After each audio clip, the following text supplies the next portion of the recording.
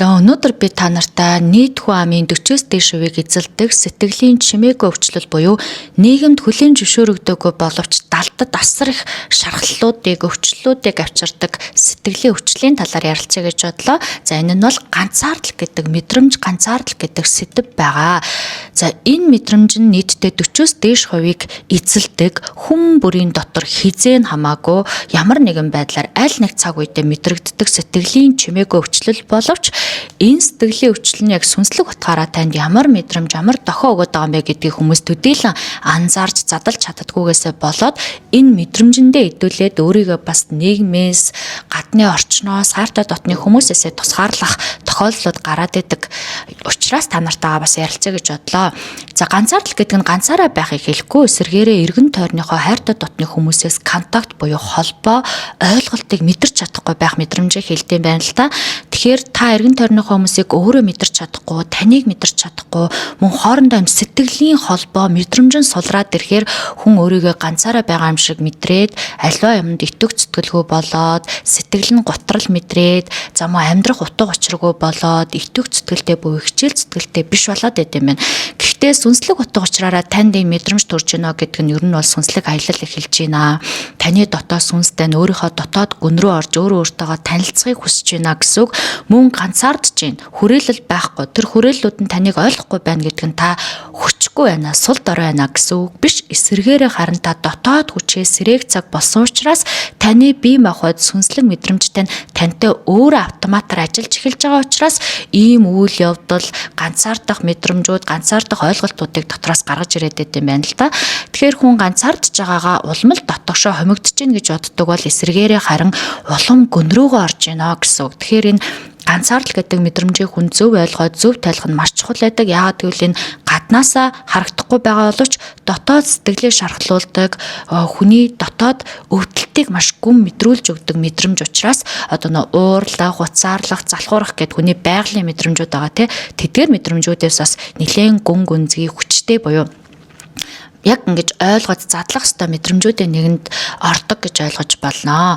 За ингээд та ганцаардаж байгаа бол өөрийгөө хүчгүйгээр мэдрэх хэрэггүй. Эсвэргээрээ та өөрийн дотоод хүчтэйгээ ажиллах цаг болсон байна буюу нилээн бүтээлч байжээж та энэ ганцаардлаас гарна, уншиж, хөгжиж, боловсрж, өөрийгөө улам илүү сайжруулах төлөвлөгөөнүүдийг гаргаад өөртөөгөө илүү ажиллаж чадсанараа та энэ ганцаардлынхаа учрыг олохоос гадна өөрийн дотоод хүчээ нээж олоод эргэн тойрон бусдаас ойлголцлыг хүлээх биш харин өөрийнхөө гүнээс сүнснээс өөрийгөө ойлгодог болоод ирэхээр хүн ганцаардхаа болдог байх нь мөн бусад ганцаардж байгаа хүмүүсийг асар сайн ойлгоод тэдгээр хүмүүстэй ярилцах, зөвлөлдөх гэх мэтчлэн сэтгэлийн мэдрэмжүүд нь маш гоё гүн хөгжиж өгдөг байх нэ. Хүн хэдэн наснаас үл хамааран ямар карьер, ямар ажилтаа байхаас үл хамааран ганцаардал гэдэг мэдрэмж бол хизээ нэгэн цагт танд төрөх нь одоо ойлгомжтой тодорхой байд юм байна. Тийм учраас өөрийгөө эрт таниад, өөртөөгөө эрт ажиллаад эхэлсэн хүнд бол энэ мэдрэмжүүдийг заавал хүн дээр тусах үйлдэл, шаардлага, нөхцөл байдал үүсэхгүй. Гэтэл өөрийгөө хаяад за ажил, за амьдрал, за амжилт гэдээ яваад байгаа хүмүүс бол хизээ нэгэн цагт энэ ганцаардал гэдэг мэдрэмжтэйгээ нүүр тулаад тэр үед нь энэ илүү гүн мэдрэгдэх тохиолдлууд их гардыг байна. Ер нь нийгмийн 40%-аас дээш хувь гэдэг чинь бараг талаас дээш хувь нь ийм ганцаардлын мэдрэмжтэй байдаг гэсэн үг байхгүй юу? Энэ нь бол ер нь эргэн тойрны хайртай дотны хүмүүстэйгээ мэдрэмжийн контакт холбоо байхгүй болоод байна л гэсэн үг. Тэгэхээр та тэдгээр хүмүүсийг мэдрэхийн тулд холбоо илүү гүн үүсгэхийн тулд эхлээд өөрийгөө сайн ойлгож өөрийгөө юу хүсдгийг, юу чаддгийг, юун дээр гомдсон, юун дээр шаргалсан гэх мэтчлэн зөвлөдөө эдгэж бусдыг илүү ойлгож тэр бусдтай харилцаж байгаа тэр харилцаа нь илүү гүн, илүү одоо мэдрэмжтэй болт юм байна л та. Өөрийгөө ойлгоогүй, өөрийгөө яг сайн таниагүй байгаа хүн нь танихгүй байна гэдэг нь яг ингээд бусдаас ингээд би энэ хүнээс өөр юм аа гэсэн мэдрэмж аваад ер нь юм ганцаардах сэтгэлийн мэдрэмж төрдгөө гэж ойлгож болно.